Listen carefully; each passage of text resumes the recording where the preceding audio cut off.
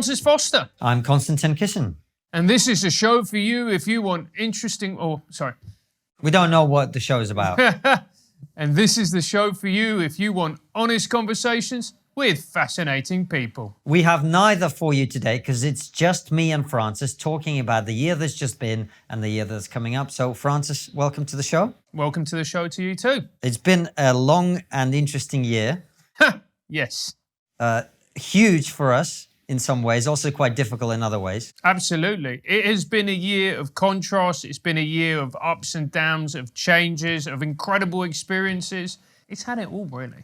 Well, I think the biggest standout moment for me was definitely the America trip. Yeah. Because it wasn't really a moment. It was like 2.5 weeks in which we interviewed a crap ton of amazing guests. Mm-hmm. I was on Tim Pool, then we were on Joe Rogan. We interviewed Bill Burr. We had that crazy Sam Harris episode that blew up all over the internet. Yeah. What was your most memorable moment of the year? To be honest with you, it was the America trip. It had this strange, almost ethereal-like quality to it, where apart from a small blip at the beginning, do you remember with all the equipment, where we didn't have any equipment when we started? Yeah. And then we had to go. Yeah, I do remember.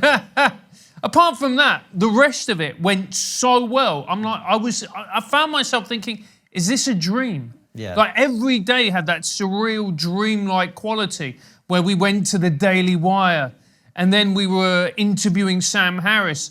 And Not at the Daily Wire. Not at the Daily Wire. That would be a meeting of the minds, wouldn't it? Yeah, I can imagine they wouldn't get on that well. But it was an incredible experience and it was so fun. And it just showed us what was possible as well. Yeah, it did. And speaking of what was possible, we're obviously sitting in our new studio, not entirely complete. I mean, the neon lights that people will be used to seeing were broken by one of the builders who was installing them. So doesn't sound like builders, does it? Doesn't sound like builders at all. So we've got a few little bits to finish off. And this room, the studio itself, is looking good, but we've got more to do. And the office and green room part of the studio is nowhere near finished. So that will be a job for next year. But we started the year in our last studio, and by the end of the year, we were forced to leave that, which is the eternal journey of trigonometry. If people haven't seen the truth about trigonometry, particularly part 1, we talk about being kicked out of studio after studio. But here in this place, we have a more or less long-term home. We've built this entire place from scratch. It was just one big empty room and we've made it the way we want and we've still got things to add. So I'm excited about next year as well. But what were some of the other highlights of last year for you? Do you remember? Yeah, so some of the guests we've had on the show in the last year, think about some of our most popular episodes. Louise Perry. Yeah. Absolutely brilliant. Peter Zahan, fantastic. William Costello was a superb episode. Yeah, talking about incels. Yeah, it was. Yeah, I know. We released a whole batch just around. Do you remember when we got ill with COVID? Round about that January moment, in which were very, very good. Africa Brooke. Yes. I think that was probably the first episode of 2022. Yeah, I think it may well have been. Yeah. Yeah, and what a way to start. She was absolutely sensational. Just a brilliant episode. There was so many special moments in that last studio. I tell you what was a real highlight for me when I interviewed you the day that Putin invaded Ukraine. We did that in February. I've forgotten about that. Yeah, February 24th, and that's been a big part. And by the way, we raised over £55,000 for charities that work in Ukraine in one evening. In one Raw show, we raised £55,000. Yeah, and that to me. Well, first of all, I know that it will make a big difference to people on the ground there, but also I think it speaks to how amazing our fans are and what we've built here too, because that showed, the number of people who watch and listen and pay attention to what we do and who wanted to support us doing that. It was incredible. It was a really special moment. I mean, when we said that it was going to be a fundraising Raw, I thought we were going to make a decent amount of money. I didn't expect, because I had to work up. I was working up material for my tour, so I had to go and do a gig. And I was like, oh, but if I leave at 8:40, that's plenty of time. You know, Raw will be finished. And it just kept going. The money kept going. Well, I felt really bad, and because prior to doing it, I messaged a couple of our higher end supporters who've given us bits of money here and there. And I said to them, look, we're going to do this fundraiser. I'm guessing we'll probably raise about, I don't know, a couple of grand. You know, you're a millionaire. Would you like to match it? And this is how you know why millionaires are millionaires. They all went, nah, but I'll give you $1,000. Because if they had matched it, they'd be in for about 50 grand each. Yeah.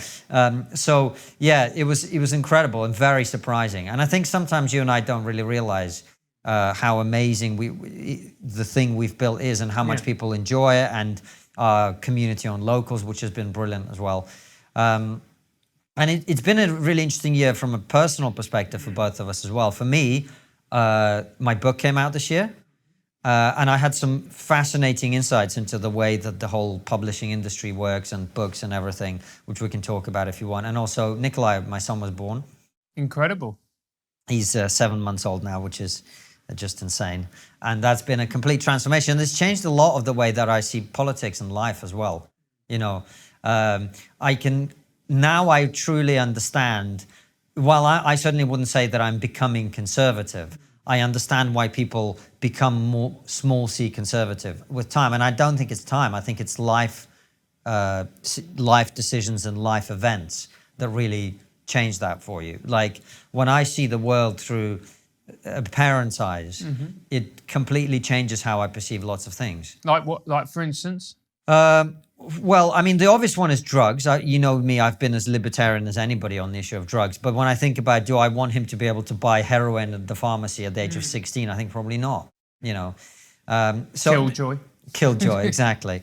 And I think it's also made me realize, particularly on the trans issue, which we've talked to death, frankly, but it won't go away, and so we got to keep raising awareness of it, is when you see how small and vulnerable and undeveloped also their brains are when they're small, you kind of go, they're not capable of making such decisions. And of course, no one makes a decision to transition at 7 months, but you can see the progression from between where he is now and an adult. And you just go, children are not capable of making decisions of this nature. And they're likely to experience distress in teenage years and whatever. And they're going to be looking for explanations of why they feel in a certain way. You know, and we've interviewed, in the last few days, we've interviewed both Ollie London and Helen Joyce, which were both very powerful interviews in their own way. And that's one of the things that I realized, you know, a lot of young people are looking for answers to the same existential questions that human beings have always been dealt with. But now they've got this fucking thing in their hand that just offers them this complete massive range of choices. And where in the past you would have felt distress or discomfort or questions about your future, now you've just got this portal to hell in your hand. And so it's made me more conservative, more, I don't know if conservative is the right word, but it's like, my son isn't getting a smartphone for a very long time. I don't think we understand actually what smartphones are. I don't think we understand what they're doing to us. I think it was Jordan Peterson who said this. We've all become part of an experiment and no one consented to. And they are manipulating our minds. They are changing the way we think. They're changing our attention patterns in ways that we can't possibly understand. So, correct decision. And think about us. I mean, you and I are both basically 40 now. So we grew up. We look younger. Some of us. On a good day, some of us look 38. Yeah. But you and I grew up in an era, when I was growing up, there was no internet. No. There were no computers for a long time in my childhood as well. And so you were not constantly plugged in to this hive mind. But for young people nowadays who are growing up now, they've never experienced that world.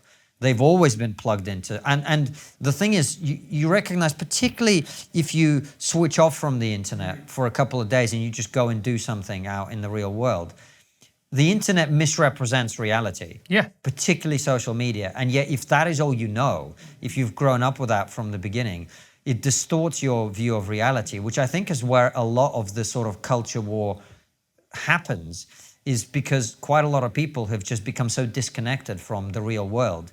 Then these phrases like, well, there's no difference between men and women, they become possible in a world in which you're not confronted with reality. Yeah, and that's such a great point. And it's also, we get our ideas not just of how other people are, what they're like as people, and how well they're doing or not, how well they're not doing, all of these things from social media, and it doesn't exist. It's a misrepresentation. You can think someone is doing incredibly well, and I mean, on one level they might be, or it might just be them showing edited highlights, but in that moment, they might be experiencing a tragedy. And yet we look at them and we feel jealous that we are not them. And the reality is, but we don't know. We don't know. And so we now think that this alternate version of reality is reality. And we've all bought it as well. Yeah. Yeah. All of us. I don't care who you are. We all think that way now.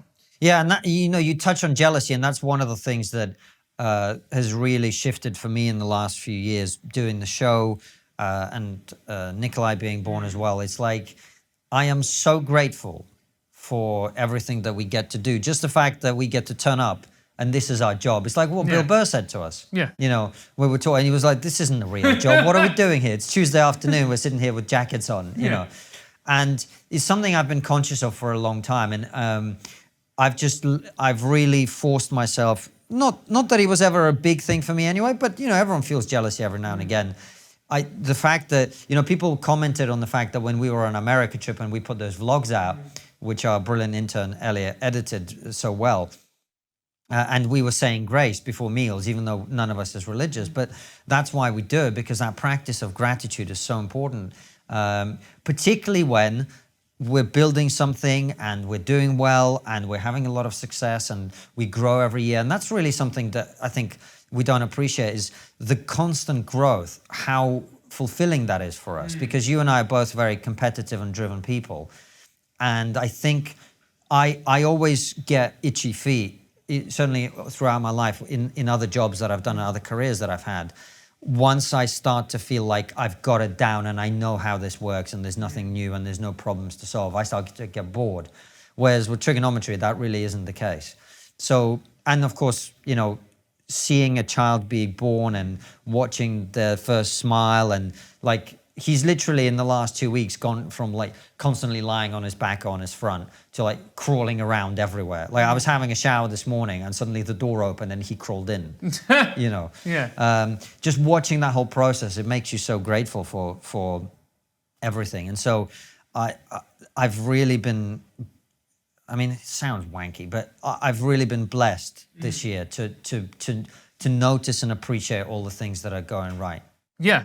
And I think it's important to do that, because I think a lot of the time we're so conditioned, especially in the West, to when things go right, you just go, oh, that's the way it should be. That's what life is. Life should be like this. And you're like, well, no, that's not how life works. And by the way, we're about to find that out with the economic situation in the country and the political situation, because it seems to me, I mean, actually, Helen Joyce, who we recorded an interview when I was bringing her, when we were driving in the car, this is what she was saying. She said, when I worked at The Economist 12, 15 years ago, it was all about, well, you know, we've got an extra 10 billion, how should the government spend it? And that's over, man. Yeah. I think the truth is, and I think people really haven't cottoned on to this, the next few years are going to be extraordinarily difficult, I think, economically, culturally, politically, and socially.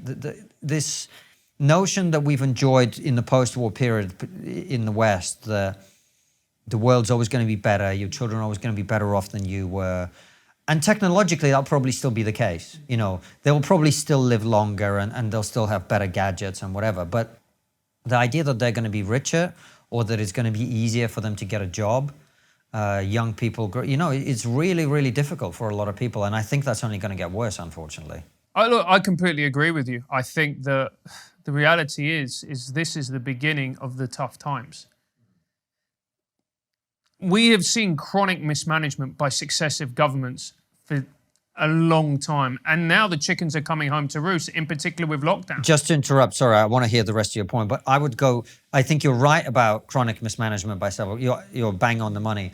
I think it's actually a bigger issue than that. I think it's a broader problem. It's a global problem, actually. The way that the economy's been managed, the getting into endless levels of debt, never even trying to pay it off, is a West-wide phenomenon, and perhaps extends beyond that. Sorry. No. But again, that absolutely agree. And we are at the very beginning. I was thinking about it the other day. It kind of reminded me, like the COVID is kind of like when we shut everything down and we gave money. What we basically were like was like a landlord, and everybody came in for a pint and we didn't have enough beer. So what do? We just watered down the alcohol. Everyone got their beer, but no one was getting pissed. Yeah. And all of a sudden, what this pint that you were expecting to give you that warm, fuzzy feeling and take you to a better place, all of a sudden, it ain't doing that. And that's what we're all feeling with our pockets, with the money that we've got. It isn't going to go to where it used to be. I can see why you don't drink anymore, mate. The graphic way in which you described that just doesn't give you the buzz. It doesn't. And I think that's... You need the hard stuff. And Bitcoin. Bitcoin, exactly. And I think that more and more people are waking up to that fact. And you're looking at, and we've raised Bitcoin. Bitcoin was the kind of get-rich-quick scheme for our generation. But again, with the SB, with Sam Bankman-Fried or whatever his name is. Well, that wasn't Bitcoin specifically, but I know what you mean, right? Crypto. I'm talking about crypto in general, because for our generation, really difficult to get on the property ladder, very hard to. So what are you going to do with your money? Invest it in crypto. That was the dream. And again, that's gone by the wayside. So I think a lot of people are looking at the economic landscape and thinking to themselves, I don't know how I'm going to do what I'm going to do with this. I don't know how I'm going to make this work. I don't know what my options are. Everybody is taking a real world pay cut and things are getting more expensive. Well, it's almost like the period of time that we're living through is just so completely different to everything that came before. I think you're right. The pandemic was definitely the catalyst. Then you have the war in Ukraine, and the war in Ukraine, people have different views on how it started and what's going on and what we should do about it and whatever. But it's the first time in a very long time that you've had full-scale military conflict in Europe between two major nations in Europe, in which everyone has felt that they've been somehow affected by it. It has thrown the very idea of globalization combined with, obviously, COVID and China into the bin. And as Peter Zeihan talked about, the globalization is basically over, and that's not necessarily. Globalization did a lot of damage to certain individual people, but it was also the foundation of Western prosperity and prosperity around the world in many ways. So that being undone quite rapidly in a short period of time is going to have massive impact on the world. And yet, I also think that it's going to be an exciting time at the same time. Because I think particularly in the cultural space, and you and I have talked about it with a few guests, but the one thing I'm really conscious of is those of us like you and I who made it our business to oppose woke idiocy, and we did it for a number of reasons, I think. Would it be fair to say that with you, it was because A, you saw it destroying comedy, and B, your background in terms of your family in Venezuela and seeing what the far left can do when it gets off the rails? Yeah. Or not necessarily off the rails, when it gets given an opportunity to run rampant. Yeah. But yeah, that's fair. Yeah. And not dissimilar in my case. I think in my case, comedy was obviously a big part of it, but I'm also just someone, because of my background and because of what my ancestors went through in the Soviet Union, the concept of truth has so much value to me that I wasn't prepared to go along with 2 + 2 = 5, and that's increasingly what we felt we had to do. So we started Triggernometry by opposing all this woke idiocy, and in the process, I also think we feel that there are some people who go too far in another direction, and they were always there, but it's just, I guess, we were feeling our way out and trying to understand where do we map into this whole thing.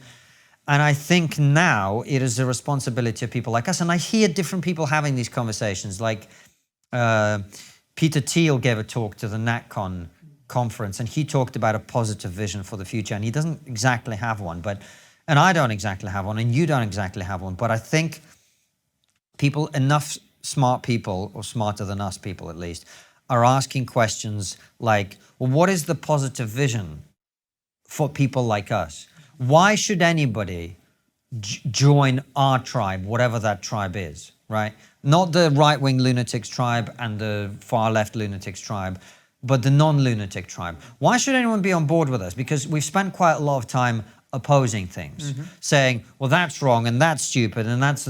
But why? What do we have to offer the world? What does our way of thinking, what do the questions we ask have to add to the conversation?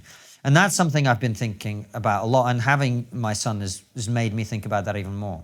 Yeah, because it's not enough to be against something. Yeah. You can't base an identity on being anti something. You've got to be, because if you look at music, you know, every musical movement is a reaction to the one before. But it's not just, oh, we dislike this, this, and this. It has its own sound. It has its own tribe. It has its own way of being. It has there's many different things that form a new musical movement. So for us, it's important to actually think to ourselves, well, what do we want to create?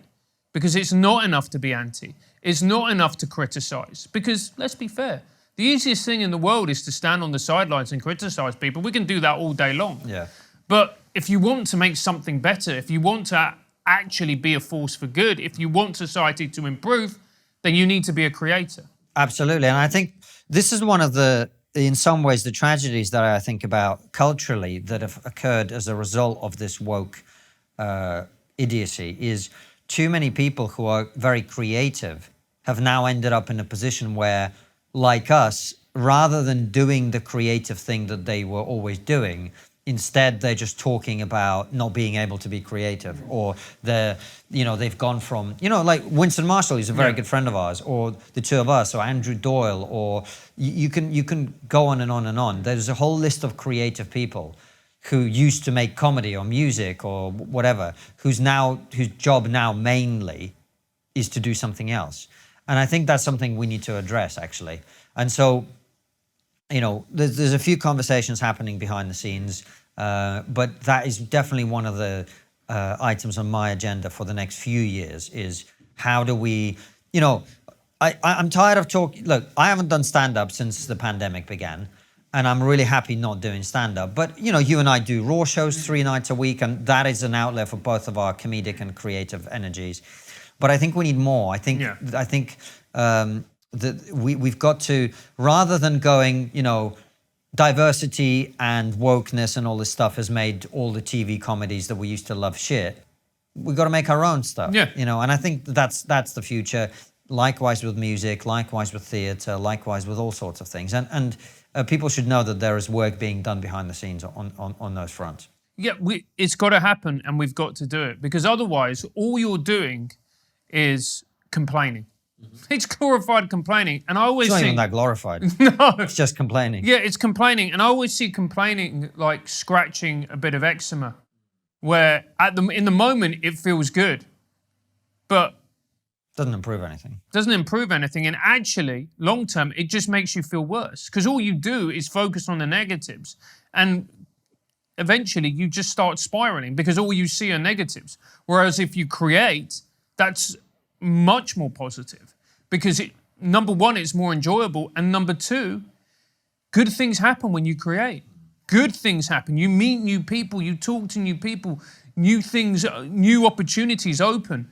And also as well, people see you creating, and that then spurs them on to do their own thing, and that's how communities are built. Well, absolutely. With TRIGGERnometry, I don't think we're blowing our own trumpet to say that a lot of people in the UK didn't do what we do back when we started, and they now do it. And I think part of the reason is they looked at us and went, well, if those two idiots can do it, so can we. And that's great. That, there's something that Joe Rogan always talks about, which is he wants as many people as possible to have a podcast and do a thing and whatever, because you're trying to build you need more people doing Yeah. something than just a couple. So, we always try and encourage people as well, and I think that's really important. So, the question I wanted to ask you is, what have been some of the biggest mindset changes or ideas that you've come up with during the last year that have changed how you look at the world? Biggest mindset changes that we had a business meeting with someone, and we were talking about, trigonometry. And I was saying, and I made the point of, the mainstream media. And I was just going, the problem with the mainstream media is, they take people and then they, like comedians, and they, sanitize them and whatever else. And he just looked at me and went, yeah, that's a victim mindset. Yes. And I was like, you're right. And then I think it was you who made the point, who said something about the mainstream media. And he went, you are the mainstream media. And we were like, what? And he went, of course you are. You've got hundreds, over 500,000 subscribers across all platforms. You are the mainstream media. Millions of people watch and listen to you every month. You are the mainstream now. And that was a very big moment where I was just, because I still, in my head, fringe is the wrong word. We're not fringe, but that's what, if you see what I'm saying. I know exactly what you're saying. Well, the thing is, the mainstream doesn't exist anymore in the way that it did, because in the 90s and the 80s, if you were on TV, everybody knew who you were. Yeah. Because everybody watched the same 5 channels Yeah. in this country. Now, there are very, very few big stars. Like, as we're sitting recording this, Jeremy Clarkson wrote a piece about Meghan Markle in which he fantasized about her being subjected to the same thing as Queen Cersei in Game of Thrones. And it was quite obviously a reference to that, but most people didn't get it because most people haven't seen Game of Thrones, even though Game of Thrones is one of the biggest shows in the history of the last 10 years, right? So that mainstream celebrity and fame, it just isn't available anymore for the vast, vast, vast majority of people, even with sport, to be honest. Yeah. And so I think sadly for everyone watching, this is what the mainstream is going to look like going forward. Yeah, but that to me was a really eye-opening moment where someone was going, no, what you've created now, you are part of the mainstream, and you need to think, act, and behave like that. Yeah. And this idea that you're on the side, you're fringe and whatever else, you're not. You are part of the mainstream, and you should accept that, and you should embrace that, and you should really step into that role. And I think that's very important for both of us as we move forward. What about yourself? I think that's a big part of it. I think one of the things that's happened this year is my own audience has grown a lot, particularly on social media. Doing the book and around the war in Ukraine, it meant that a lot of people wanted to hear what I had to say. So I think I'll end the year on 200,000 Twitter followers, which is insane. And it's made me sort of behave more responsibly, if I'm honest, because I'm like, okay, quite a lot of people are watching this now. I can't just, troll people in the same way that I used to, or whatever. I don't think I would troll people, but I would be more abrasive in the way that I communicated. And also, I think fatherhood has also had that effect on me as well, where I'm like, okay, this is, I have to, I don't yet have to be an example because you won't have social media for a long time, but at some point I'm going to have to be an example, and I take that responsibility very seriously. So that's been one of them. And the other thing is, one of the things that's happened over the course of the last year in particular is trigonometry has got bigger and bigger, and it's meant, as we always talk about, every time the show gets bigger and we generate more revenue, the only thing we ever think about is, okay, we need to hire another person so that we can not be constantly overworked and overwhelmed and dropping the ball here and dropping the ball there. And our team has grown to the point where, in addition to me, you, and Anton, our executive producer, we now have 2 more full-time staff and 5 or 6 part-time staff as well. And that's a big team to manage. And whether we liked it or not, I mean, I always say this, we're 2 idiot comedians that started a podcast, but we now have a small business to run. And it's completely changed how I think about the economy, the tax system, the whole thing, because, And the America trip really helped to see things in a different way as well, because I don't think in this country we quite appreciate how difficult we make it to run a small business. Yeah. It is very, and this isn't, again, coming back to the victim mentality, we are doing well in terms of, growing our audience and putting out great content. And I'm really proud of the stuff that we've created over the last year.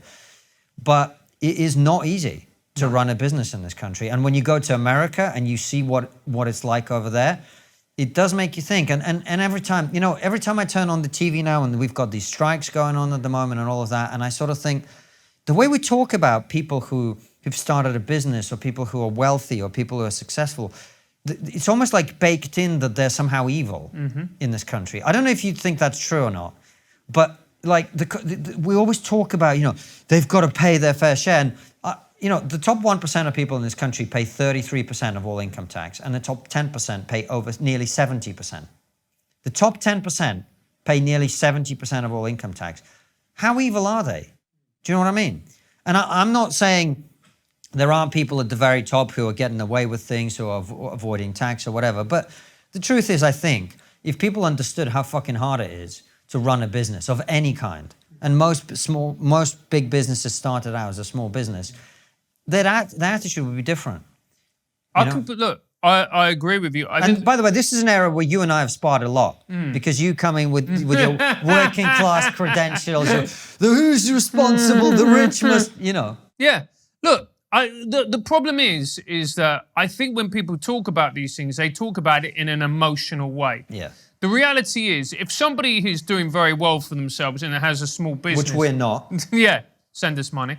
And let's say they're on six figures, that to me is not wealth. Yeah. That to me that's is not wealth, it's just income. That's it, yeah. That's someone who's doing well for themselves, and that should be celebrated and all the rest of it. I think what people conflate with the two is people like Bezos who, use every loophole possible in order to avoid paying corporation tax. Allegedly. Allegedly. Please don't sue us. Or if you do, actually it'd be good to sue us, because then we get loads of publicity. But I think that's what people mean. Yeah, but there's like 5 people like that in the world. Yeah. Right? And they should all pay more tax, I agree. Yeah. But their companies should. But that's not what I'm talking about. What I'm talking about is like, you and I had a big debate about the strikes recently, right? And the nurses, for example, are asking for a 19% pay increase. Yeah, which is unrealistic. Well, I agree with you, but my point is something else, which is this. Like, for example, with trigonometry, right? We've actually taken a huge risk in getting the studio. We spent probably the best part of 40 grand building what we need, right?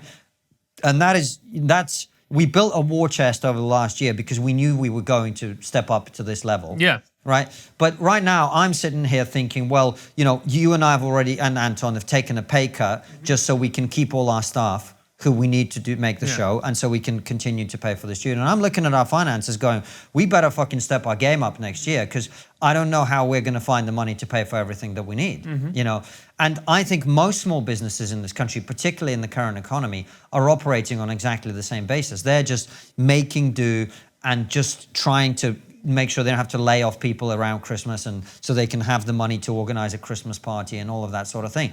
And that is, to a significant extent, what a lot of people who are creating the jobs in this country are going through. It's not like their life is plain sailing. No. And yet whenever we have these conversations in public, it seems to me like we demonize the very people who create the jobs and the opportunities for people in this country by taking a risk, man. Let's be honest. You and I didn't take any money out of trigonometry. And in fact, we paid our own money into trigonometry so we could pay Anton the measly sum of 500 quid a month to edit all our episodes, right? And by a mistake, even though he was a vegetarian. And we did that for, what, 2.5, 3 years? Yeah. Right? It wasn't until the pandemic that we started to take... that we got any salary at all. So, and we basically, I mean, not every small business does this, but you and I essentially ruined our existing careers and made ourselves very toxic in the comedy industry because we believed in what we believed in. So we stepped up and we took a risk. And now, thank God, that I don't believe in, but thank God, we've created a small business that employs over 10 people. Yeah. And those people now not only have a salary, they have meaningful work. And I don't know if you feel this way, but for me, other than family, that is the number one priority in my life. To do something that I believe in, that I'm passionate about. And the truth is, this is the first job that I've ever had when I felt like that, you know? And I know that for many other people who work on trigonometry, they feel the same way. They feel the same way. And that means something, and that's valuable. And yet, you know, people who do that and who create those small businesses, they're sort of seen as these, you know, they're somehow suspect. Yeah. And I used to feel that. I remember when we had Rupert Lowe on the show. You know, Rupert Lowe, business guy, owner of Southampton formerly, etc. And he talked about, you know, well, our staff this. And there's always like, well, you're this posh guy with loads of money and whatever. But the more we do this, the more I realize that while, of course, there will be some people who get involved in all sorts of shenanigans and whatever, for the most part, people who start businesses are actually really important. And I don't think they get enough credit in this country. I think in America, they almost get too much credit, you know, and there's not enough expected of them in terms of contributing to society. Yeah. But I think in this country, we have it the wrong way around as well. Yeah, well, small businesses are the bedrock of our economy. Yeah. They always have been, and hopefully they always will be.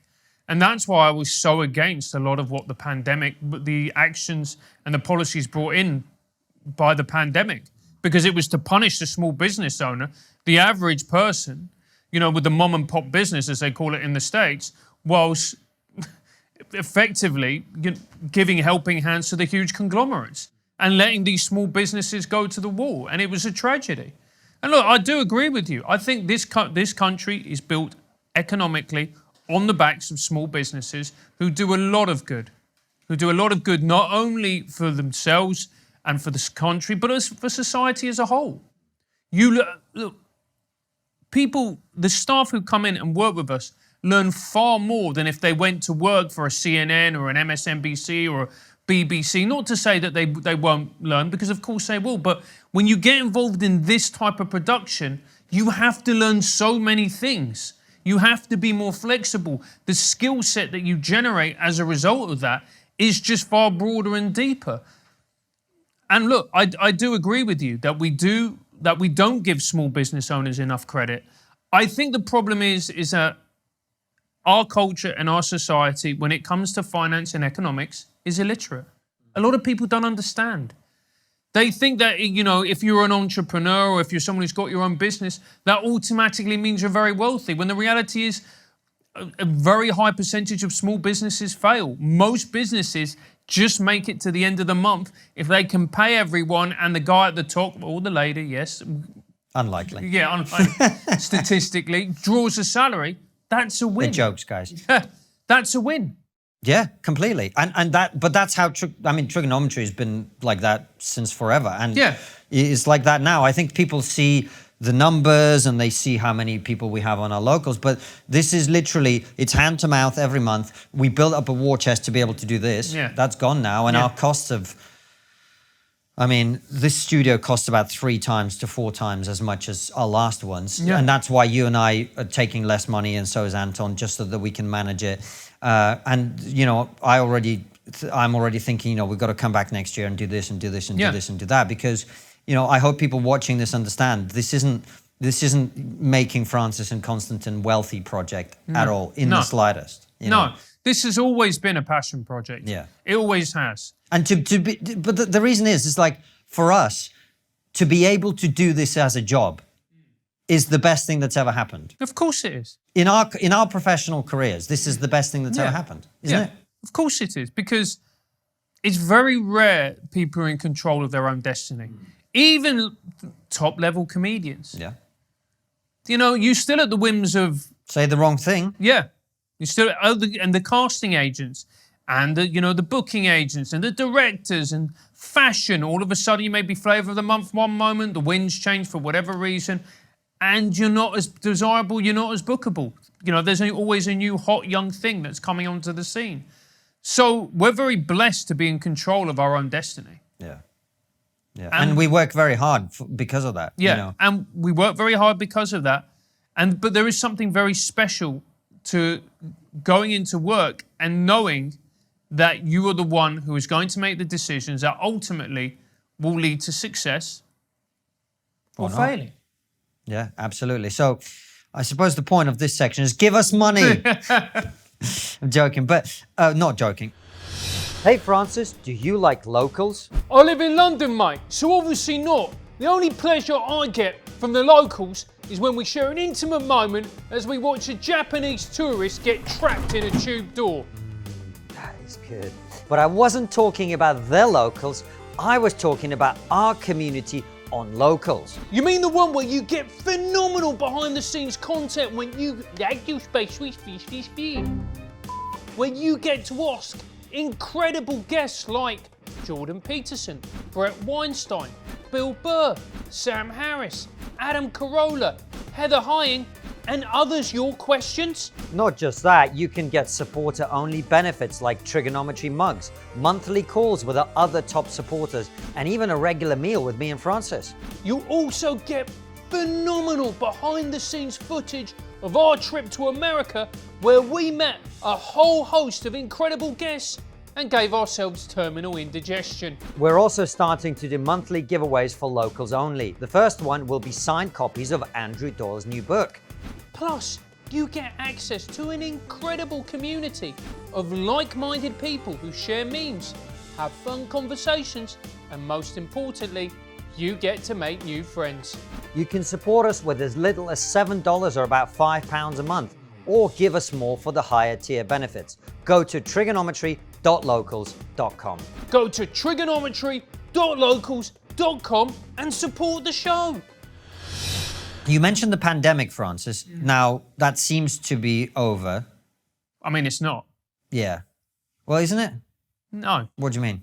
Well, COVID is still there, but I'm not talking about that. I'm saying that... The consequences of it. Yeah. Well, that's what I want to talk about. Yeah. So, as for me, this is... The pandemic was everybody going out and splashing the cash. All of a sudden, we've woken up to the credit card bill, and everybody here is wondering, how the hell are we going to pay it? I agree. And I think, obviously, the economy, poverty kills people. Yeah. Fuel poverty kills people, and it will kill a lot of people this winter. And that is the product of partly of many things, but one of them is the spending during the pandemic. We have record excess deaths in this country at the moment. Mm-hmm. And we warned about this. We had many guests on the show to warn that these decisions that were being made were not cost-free. And yet we were... people would attack us and say we're being irresponsible and whatever, even though I think the truth is we've been proven right on that. That's also the government's fault as well, because the government scared people. Yeah. They put the fear of God into them. And, people were terrified of this virus. And look, let's be honest, it's a nasty bug. Well, you and I have had it 3 times now. Yeah. And the first, for you, all 3 were quite bad. Yeah. Weren't they? The third one was all right. Third one was all right. Whereas for me, the first one was barely noticeable, and the middle one was really bad last year, and the one we had recently it wasn't fun, but it was okay. Yeah. Yeah. So it's not pleasant for sure, even for no longer young, no longer healthy, but whatever we are. Yeah, whatever. Middle-aged men. Middle-aged men. And also, it's important that we say this: chronic financial mismanagement, and there was a lot of money that was, let's put it bluntly, misappropriated. Of course, but that's always going to happen when everyone's in a panic and, whatever. Not to excuse it, of course, but that was always going to happen. I haven't told the story, I think, on camera before, but it just illustrates to me some of the lengths that people were prepared to go to. And I don't think people really get it. So exactly a year ago, there was a protest in Parliament Square that Silky Carlo organised, one of our former guests from Big Brother Watch, which was against vaccine mandates. And Sophie, our video editor, and I, Harman, who works for us as well, and we went along to protest. And it was a miserable, wet, windy December day. It was really unpleasant.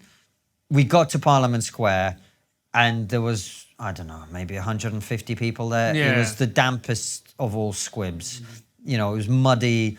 And then we got there, and because I'd been quite outspoken about this issue, and a lot of the people who were there would have known me, Silky shoved a megaphone in my hand, and, I said something, I don't remember.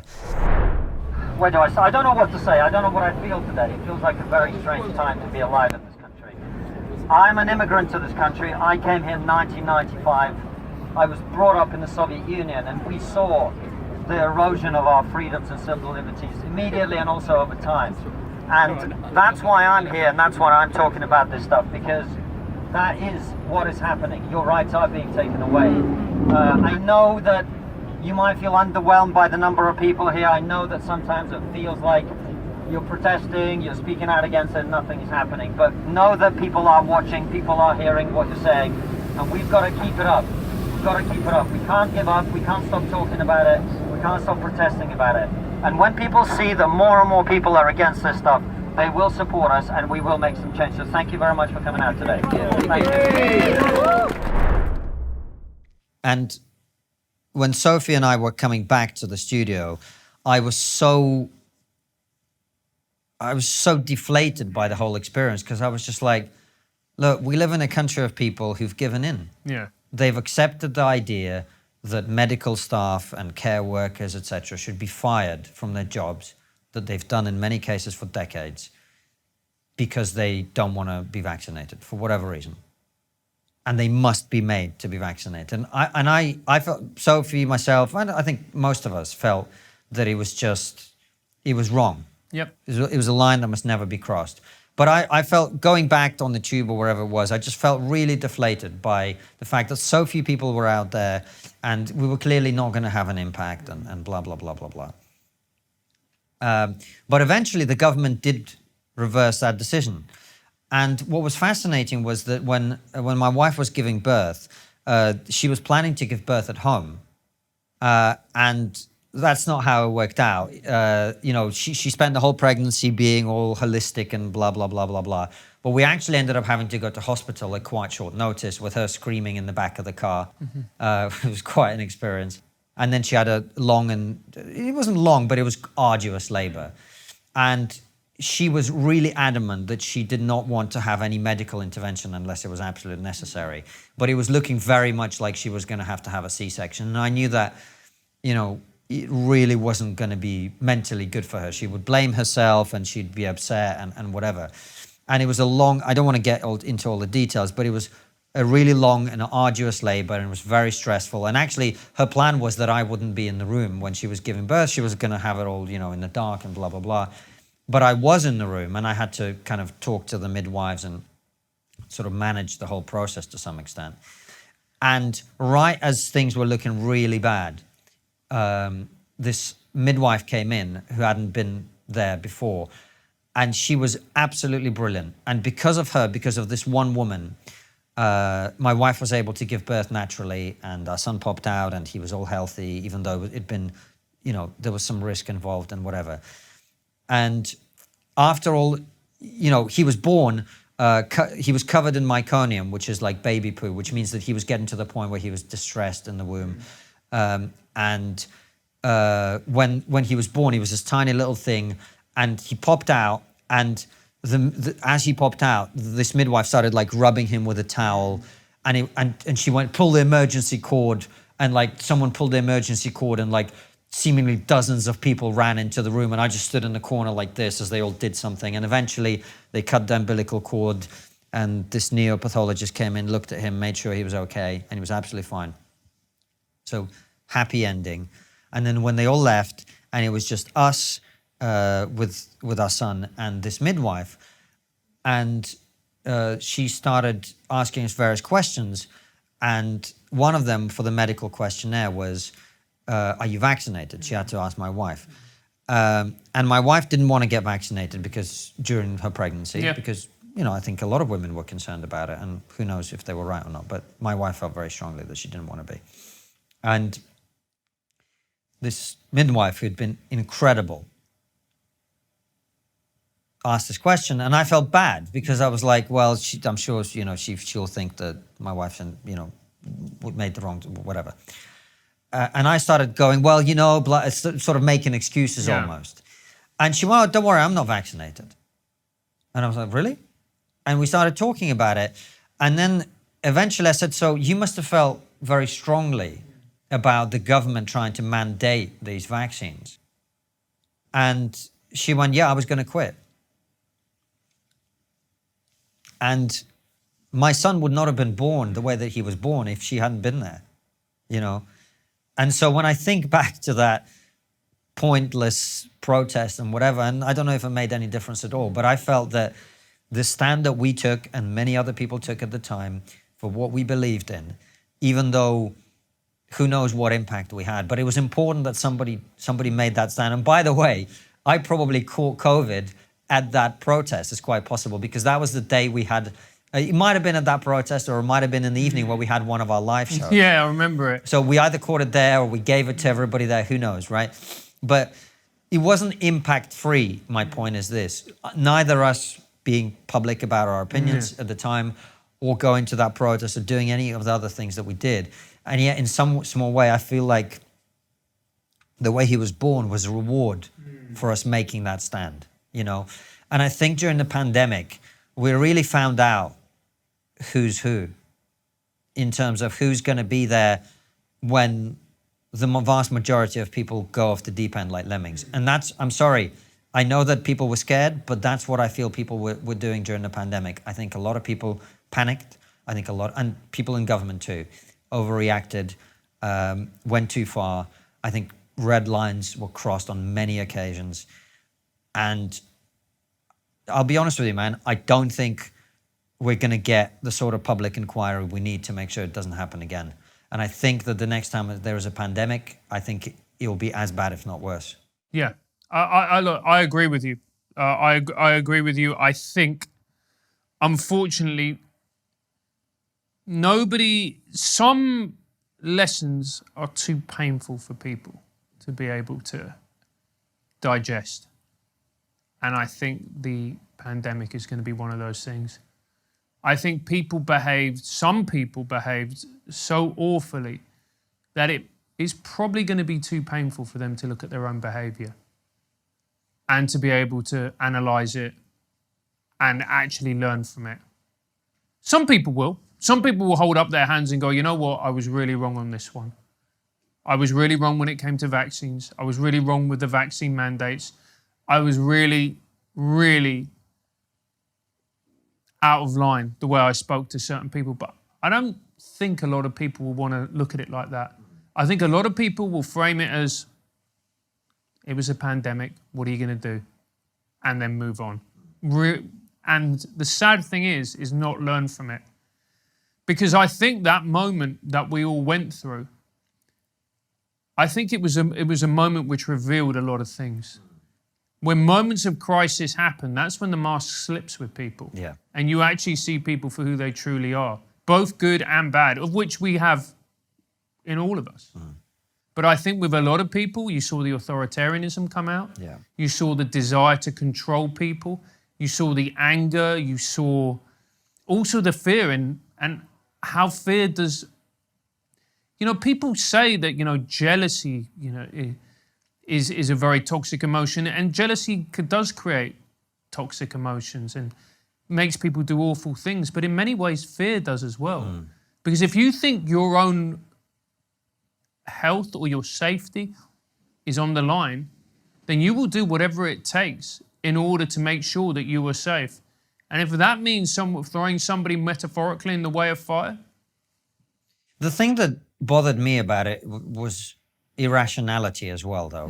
Because you and I also adjusted our views over the course of the pandemic, and our own experience with COVID was a bit of a wake-up call, because I think we were perhaps a little bit too lackadaisical about it at times. You know, I mean, ultimately, I think we were broadly speaking on the right path, which was, you know, the vaccine is really good for people who are elderly or vulnerable, but probably not necessarily necessary for other people, particularly those who've had the disease before and who've got some natural immunity. And we kind of stuck to that. But the irrationality, like when it was very clear that lockdowns were not saving lives, when it was very clear that masks didn't actually prevent the transmission of COVID, when it was very clear that COVID vaccines are not effective enough at preventing transmission, to demand that people inject something into their body that we now know, as we knew at the time, carries with it certain risks. to force people to do that, it just, I think to me that goes beyond authoritarianism, and it is, like I say, it's a red line. Bodily autonomy is such a fundamental thing about what it means to be human. The idea that I don't get to inject things in your body. I mean, it's not complicated, is it? No. But people were willing to invent all sorts of excuses at the time, and there'll be people out there now who demand that, and it also, it moved into other realms as well. Like it's quite common now for people to go, well, someone says something I don't like, they should be arrested. Yeah.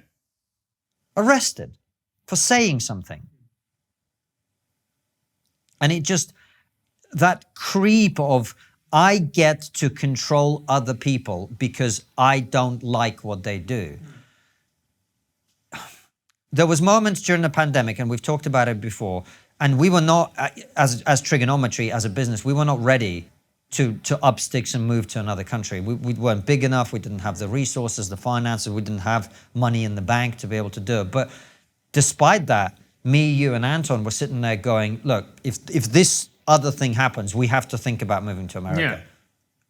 And like one of 2 states in America where Yeah. you can have freedom still, you know, because I just thought we went so far in this country, and it scared me. And I'll be honest with you, you know I love this country, but I have to say it fundamentally changed my view of this country, I think forever. Yeah. Forever. It changed my view of this country. I was shocked at how many people relished the petty authoritarianism. Yeah. And I don't use that word lightly.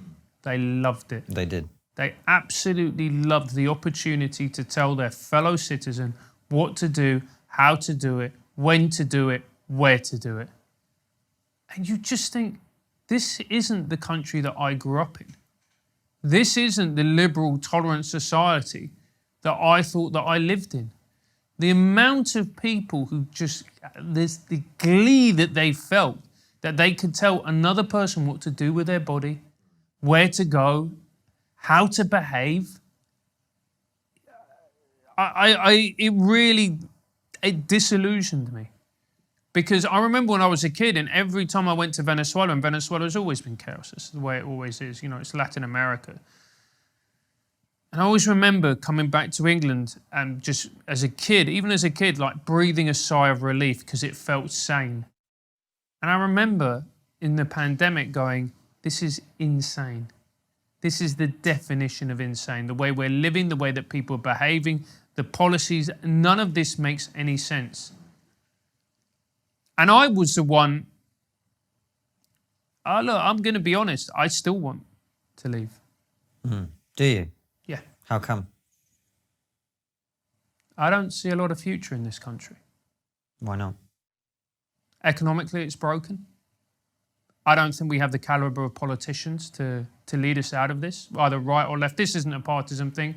If I saw incredible people on the left, I'd be like, yep. I don't see anybody on the right who's a strong enough figure to actually come out and be honest with the population. I don't see people with character or vision on either side. I think we're in for a really tough time. And if it was just a tough time, but there were people that I looked at who I thought, we can get behind them as a country, I wouldn't be worried. That's not where my worry comes from, the fact that we are in this financial situation. It's the fact that I'm looking at people in government, in power. Who is there? That's what worries me. I understand. I wonder though, I mean, if you were living through the 1990s, would you have not felt the same? The 1990s? Yeah. What part of the 90s? The early 90s. John Major's government, or the end of Thatcher, or whatever. It's all limping to the death knell, to the whatever the fucking metaphor is. Yeah. Limping into their own grave, right? And then Tony Blair comes along. Yeah. Fucks it all up. Invades Iraq, mate. Invades Iraq. No, but you see what I'm saying? Yeah, I do. Look, I think to despair at the fact that our politicians are not able to deal with the problems that the country faces is correct. But where are you going to go? I would rather go to somewhere. I'd rather go to America. Yeah. And look, Who are the politicians of vision and leadership there? Trump. And AOC. And AOC. I find the American spirit invigorating. So do I. But the question for us is, see, I don't want to leave anymore. I think when we were in America, it was exhilarating. Yeah.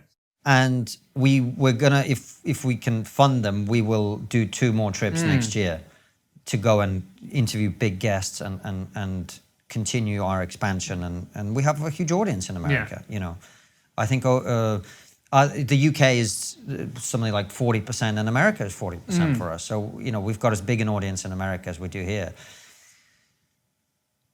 But I think that, first of all, I don't like running from challenges, number one. Number two, America has all these same problems, not economically quite as much, but culturally, many of the problems are worse in the United States. And you want to have children eventually, and I have one already and maybe more later. I know people who live in America now who are saying, like, I want to move back because Really? I can't face putting my children in this education system, you know. And also, I mean, if Tim Pool will have you believe, and you know, him and I disagreed with him about this on his show, and he followed me on Twitter straight afterwards. But you know, there are a lot of people like Tim who are pushing the Civil War narrative very hard. Yeah. And that's, you know, probably because it, you know, it generates a lot of attention, but also because there are people who are, we saw this too when we were in America. There are many people in America who are very polarized, and they have guns. Yeah. Right. So I think I understand what you're saying, and I understand, but I also think that on these cultural topics that we talk about on the show, we can win the fight in the UK in a way that you're not going to win in America. You're just, the trans issue is not going to be like it is in the UK. No. We're winning here. Yeah. We are winning, and we are going to win. And you and I have put our reputations on the line and our careers on the line to get people on the show who could explain that issue to us. And once we understood what was going on, there was no way back, right? And the more we talk about it, the more we understand that there's no way back. And we're not going to give up until that issue is dealt with properly, right? And we're making progress. The Tavistock is shut down and is being sued. And I'm not saying we did that, of course, but we did have one of their whistleblowers on the show, and other people talking about mermaids has now been exposed for what it is. The gender recognition, you know, we're making progress. And I believe on that issue, we can win the fight. The free speech issue is more difficult here than it is in America. But I just think we can make more of an impact here. And look, the fact is, we're a British show, man. Yeah. See, that is true. I think a lot of our American audience wouldn't watch us if we were just like, you know, the 6th best Joe Rogan in America. Yeah. You know what I mean? Yeah, completely. I do understand that. And it is a good point to make. To me, the pandemic is something, look, we did very well out of the pandemic. We all improved ourselves massively. The pandemic helped to create this. It just, seeing what happened to the country that I grew up in, to the people that I identified with, the behavior, the politicians, the rhetoric, it took me back. I understand that.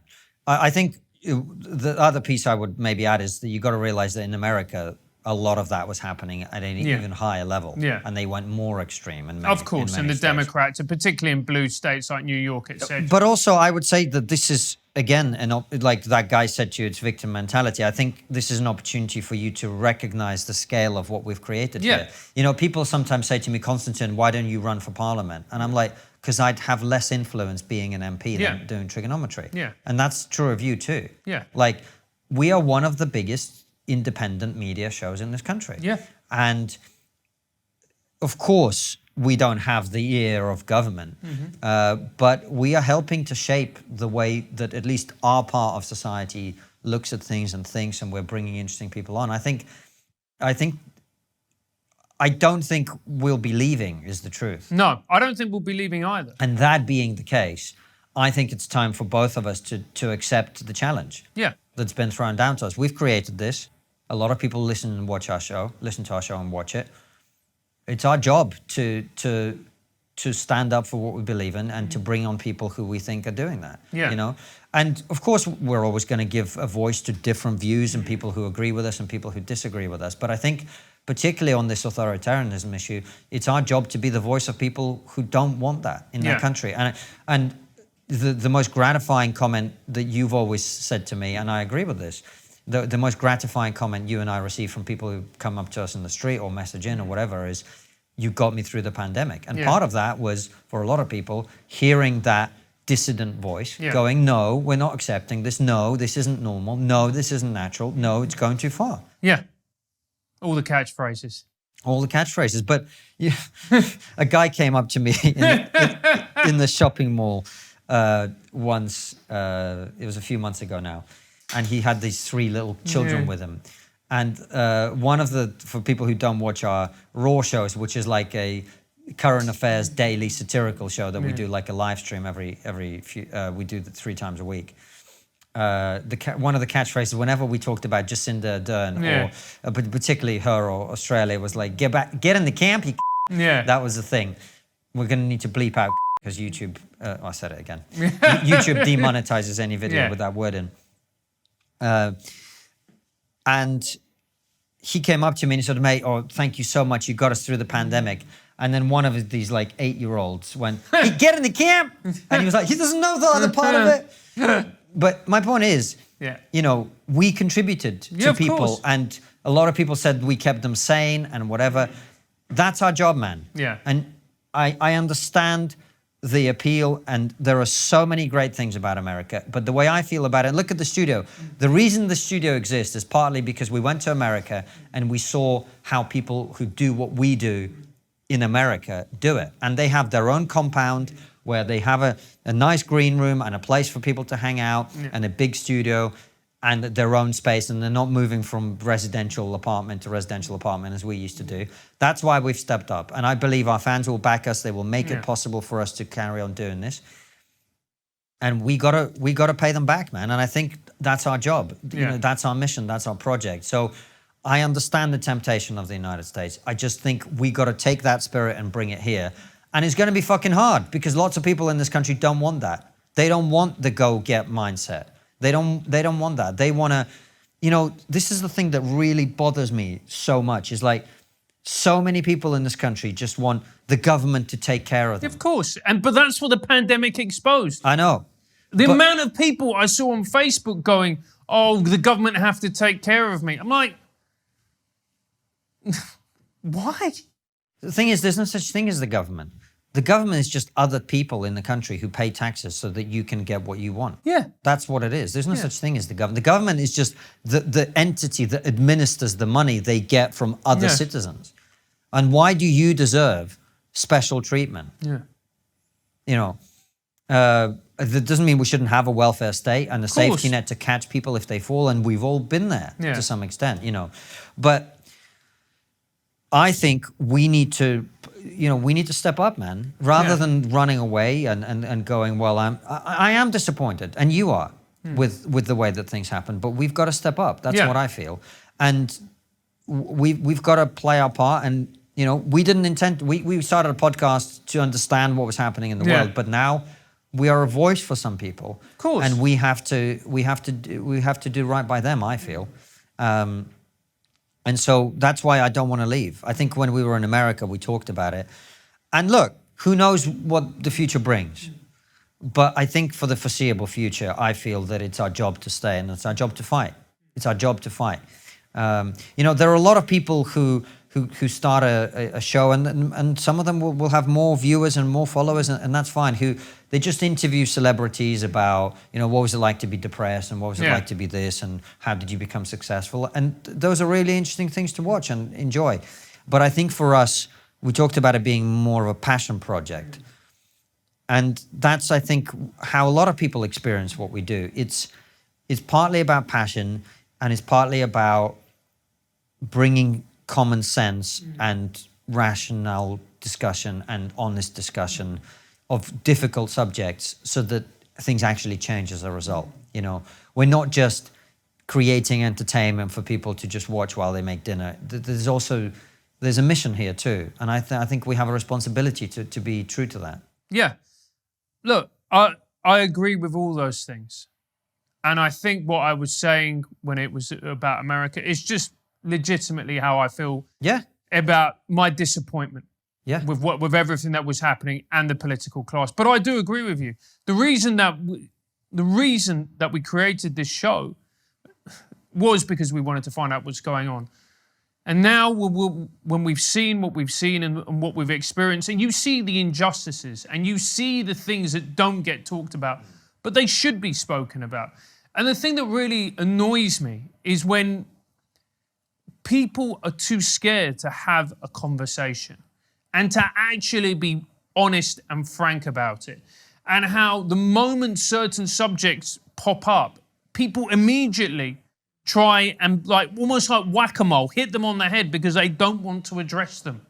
You know, the migrant crisis. Yep. And what happens is then people start talking, they just start saying narratives, things like, you know, these people are desperate and they've come over here and, you know, no person is illegal, whatever it may be, and that we should look after these people. And you go, well, look, on one level, of course, you are right, but that's not how real life works. That's not how you have a functioning country. You're not even doing the right by these people by doing that. All their countries. All their countries, and all you're doing is facilitating organised crime. But if you're not prepared to have the conversation, then you're not prepared to actually try and come to some kind of solution. And that's what I think that the most important thing that we do is to model respectful conversation. About right-wing talking points. Exactly. Because by doing that, that's the only way you're going to come to a solution. That's the only way you're going to be able to solve these particular issues. And there are several examples where you can tell that that has absolutely been the case. I mean, if you look at the issue of grooming gangs, the episode that we've done that I'm most proud of, and I always say this, is with Ella Hill. Yeah. I think she's an extraordinary woman, and that episode that we did with her is an extraordinary episode. Yeah. I mean, we're talking to a survivor of gang rape and abuse over a long period of time. And it's funny. I mean, that's all credit to her, by the way, because she was brilliant. That's why when we were on Joe Rogan, it was one of the first things that we talked about because, you know, I knew it was going to come up one way or another. I mean, you got in there with early with the pedo banter. But, you know, it needs talking about. And look where we are now. Now everyone accepts that the grooming gangs happened. Now everyone accepts that it needs to be dealt with. Now everyone accepts it's a big problem. I'm not saying we did that. We didn't do that. There were many, many more people who campaigned about it. But people like Ella and others. And so whether it's the transgender issue, whether it's the migrant crisis, whether it's, and there'll be, you know, people say, well, these are right-wing. There'll be left-wing points as well that we've covered on the show. You know, our episode with Julie Bindel, for example, right? These things, you know, the first man through the breach always takes most of the arrows, but for whatever reason, you and I want to be that first man, you know, or maybe we don't want to be, we just feel a duty to be to some extent. Not saying we're first on any issues before people get carried away, but we feel it's our duty to address the things that people don't want to talk about, that need talking about. Well, the whole point of trigonometry is that you go into the eye of the storm. That's the whole point of it. And that's what people want from us, is to go into the eye of the storm and to talk about these big contentious issues that people are too scared to talk about, that politicians, when they go on the question time, they will give empty platitudes because nobody really wants to talk about the truth of the subject, whatever the subject may be. And that's really our job. Yeah. Well, speaking of question time, you reminded me that there's actually been a lot of personal accolades that you and I both have achieved this year, stuff going on. You've just had a tour and you're about, I mean, by the time this is out, you will have finished your dates and other things going on. What have you really enjoyed this year? I've really enjoyed, this is going to sound wanky, I've really enjoyed the journey of it. I've really... Gay. Don't agree with it, it's not natural. I've really enjoyed the journey of it. I've enjoyed where we started from. I didn't. But no, it's important. It's really, I remember when I started comedy and I was working with comedians, they were always like going, I can't wait to get off the open mic and I get on to do bigger gigs. I want to do this, I want to do that, I don't want to be here. And my attitude was always like, no, you should enjoy this. You should remember this. Because if you don't, then you're not going to be able to appreciate what's gone and what is coming. You're not. Think about the first interview we ever did, where there was the beeping car alarm and we had to run around, and then the person was furious because it turns out they'd come from a funeral, and then our first ever interview started with me giving a groveling apology. You could argue that's the way it's been for the rest of time, but you need to go through those experiences. You need to go through the being asked to leave studios. You need to be going through, the arguments. You need to go through. No, I agree with you, but it was fucking hard. It was hard. And I was looking at our stats the other day because a friend of ours started a YouTube channel, and we did 11 interviews. Yeah. Including with Brendan O'Neill, Claire Fox, and Diana Fleischman. Yeah. And we'd been going for 2 months. Yeah. And we hadn't even got 500 subscribers. Yeah. But that's how hard it was. It was really hard. And at this point, we're paying our own money. Yeah. There's no guarantee of success. Of course. We're fucking going from studio to studio. It was brutal. It was brutal. But we had to go through it. I agree. If we had... I didn't enjoy it, though. No. But you did. You did. Do you remember when we first went to the Soho Theatre to watch Andrew's show and Diana Fleischman broke 20,000 views? How excited we were. Yeah. And you went to me, it's not always going to be like this. You've got to temper your expectations. Do you remember that? Yeah. Do you remember walking out of that interview with Brendan and being like, oh, this was brilliant? Or when Sargon came and then we had that rush of subs and we got to 3,500? Do you remember that? Yeah, that was big. I remember you shitting yourself when interviewing Sargon. Yeah, of course I did. Because I saw my career disappearing in front of my eyes. Correct. Do you remember when we went to that conference and then we first met Douglas Murray and then we interviewed him? And then the interview got cut short, not for technical reasons, but because the cleaner wanted to come and clean and she had to kick us out. It wasn't the cleaner, actually. It was a woman who had booked the room for something else. Yeah. But you assumed she was a The cleaner. cleaner, exactly. Yeah, because she was a woman. And it was tough, but there was joy there.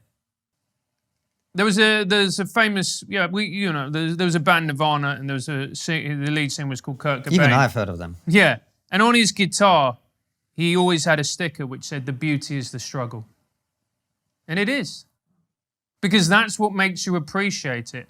And the moments when you're in the struggle, that's what forges you. That's what makes you tough. The fire. It's not the easy part. It's not going on Rogan. It's not. I mean, look, America was great, but why was it so good? The reason it was so good We worked for it.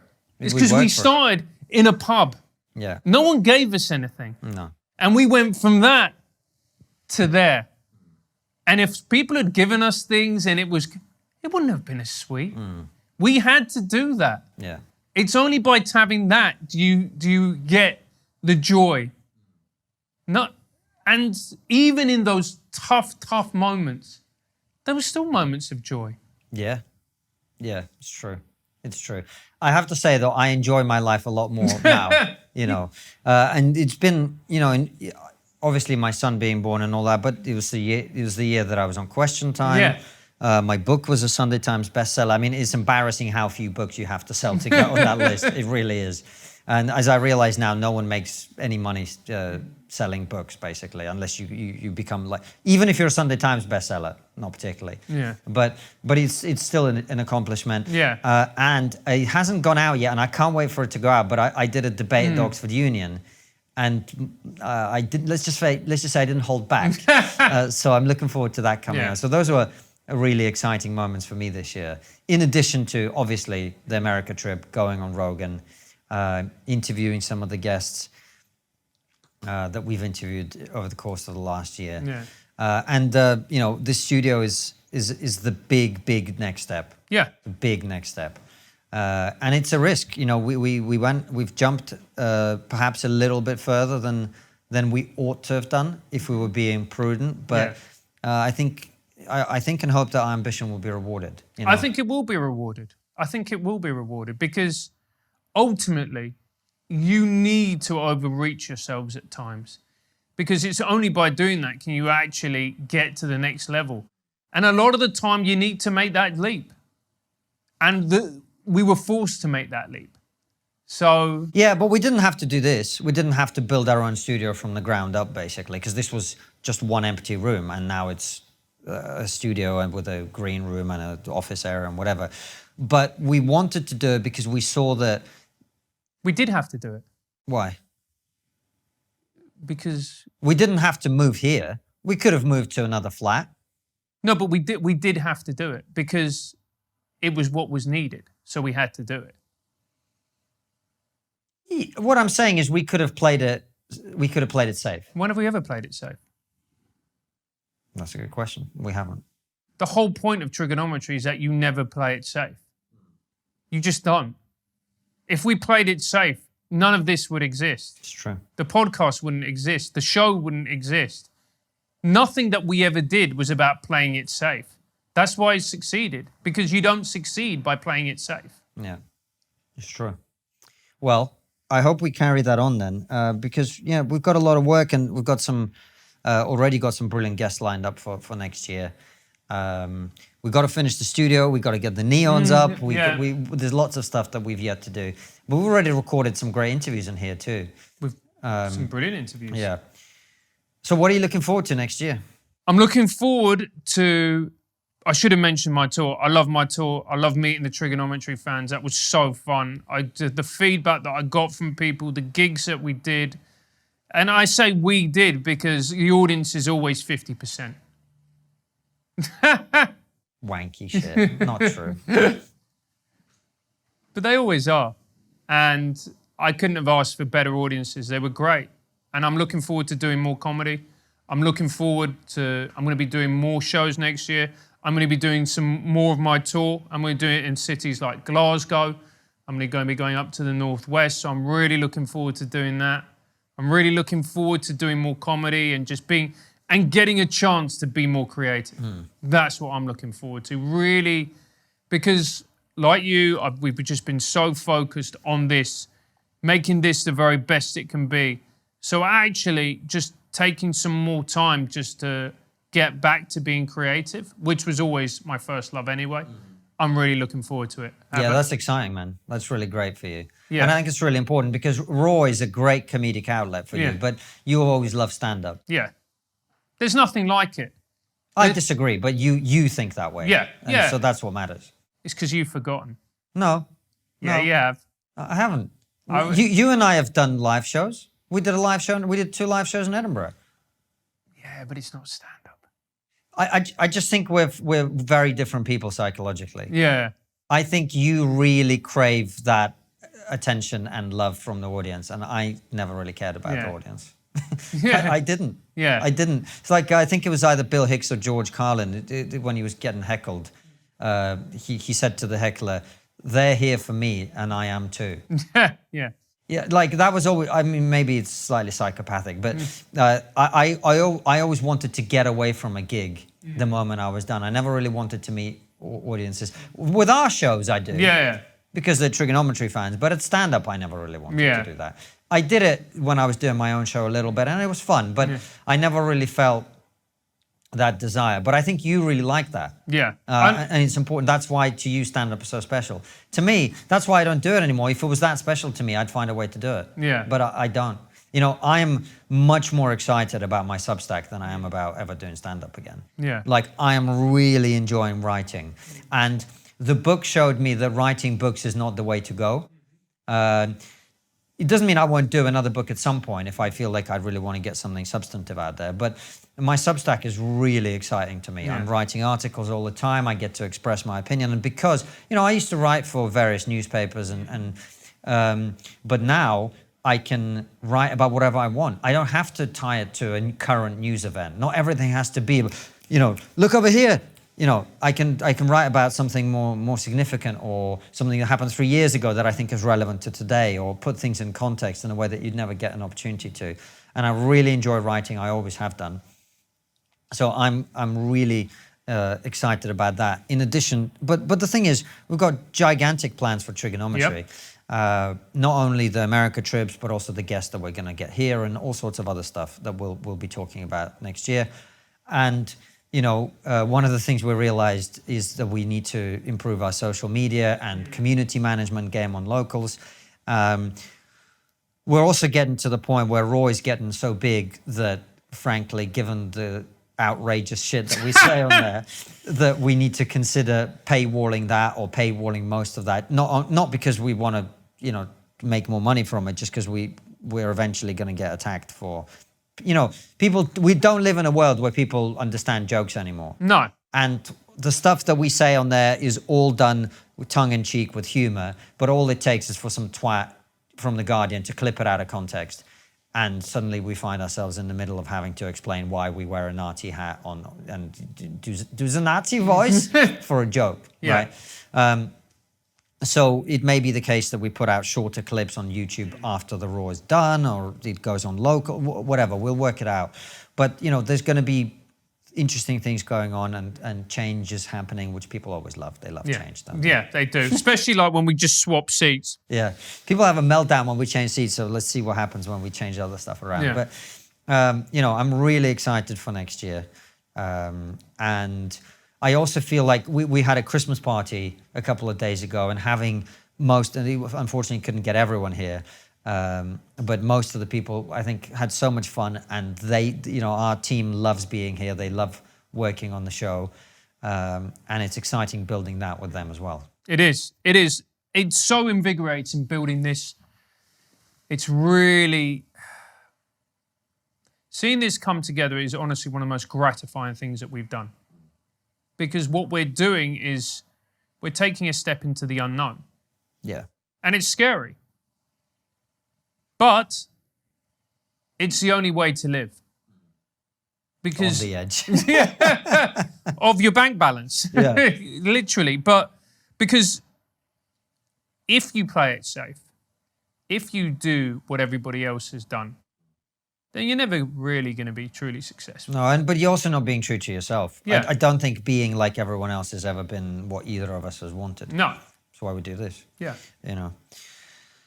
Man, it's been an incredible year, and that growth that we're constantly going through is addictive. It is addictive, and you know what? Because when we came back from America, there was various personal things. It was quite a tough time. It was a tough time for me. And the thing that I realized, and look, it's a truism and everyone knows it, but sometimes you need to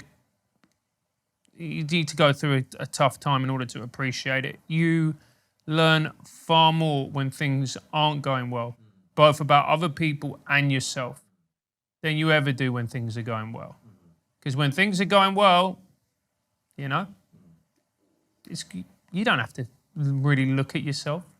You don't really have to think about your actions or your behavior or your manner of being, or all of these things. But when things are going tough, that's the moment. And actually, if you're prepared to take on those lessons, you come out a lot stronger and a lot better, even though the process of learning those lessons is not pleasant. Yeah, and I know exactly what you're talking about. And, you had various personal things with family, and, you and I are always trying to work out the best way for us. And sometimes that we argue, and it's difficult and painful and whatever. But the thing that I've really learned this year is that, look, I've always been a driven person, and I've always been successful in the things that I've done. I'm not saying I've always been super. I haven't been super wealthy, but if I've done something, I've done it well, and I've had success in it. That's all I'm saying. I'm not trying to be arrogant. And so I think when trigonometry goes well, and I've got this book, and I've got this, and I've got that, and everything's going great. It's easy to think in that moment that I'm this and I'm that, but the truth is that the biggest lesson for me out of recent years and out of doing this is, if you want to do something meaningful, you can't do it by yourself. Yeah. And you've really taken this. I remember, I hope you don't mind me telling the story, but the first time that I said to you, let's do this podcast, and you were like, okay, let's do it. And I said, okay, cool, I've got some contacts that I'll get some people on. And then I came in and I was like, okay, I've got Pippa Malmgren, who's a former presidential advisor to 2 US presidents. And you looked at me, I thought your ass was going to fall out. Like, you were terrified. Yeah. Right. But you've stepped up so much. Yeah. And you've grown so much. We all have, of course. Yeah. But for you especially, I think, coming from a pure comedy background, this was a big shift. And doing the admin that comes with trigonometry was a challenge for you, and you've really done incredibly well, even though it wasn't always easy for you, And likewise, I mean, think about like this studio being built. Anton, who's our producer, he joined trigonometry to edit the audio and the video, right? And he basically has just overseen construction of a tens of thousands of pounds project by himself, in the middle of dealing with you and I having COVID, and him he had flu and all this other shit. Yeah. And he's just completed this. And we've got, Elliot, who's our intern, barely gets any money, and he's created this amazing vlogs, and he's helping Anton. And Sophie and our other video, I don't know if she wants to be named, they've stepped up their game in terms of the content that we put out. And Harman is doing a great job. And, Sean, our image, like everyone is really working their asses off to make the show what it is. And we've got other people who are going to be hopefully joining, helping us improve other bits. And that's what I've realized for me is I've always been a lone wolf in my life. But working with you and working with our team has shown me you can be a lone wolf. I'm good at what I do. I could, if I wanted to, if we could pack trigonometry and I could go and write and do whatever, I'd be fine. But if you wanted to create something actually meaningful, you need to do it with other people. Absolutely. It's the old lesson. You need the band. You need the band. Yeah. Yeah. That's what it is. And we're the band. We've got a great band here. And we've got a great band. So thank you for watching. Thank you for listening. Thank you for taking part. Thank you for sending super chats. Thank you for supporting us. We couldn't have done it without you.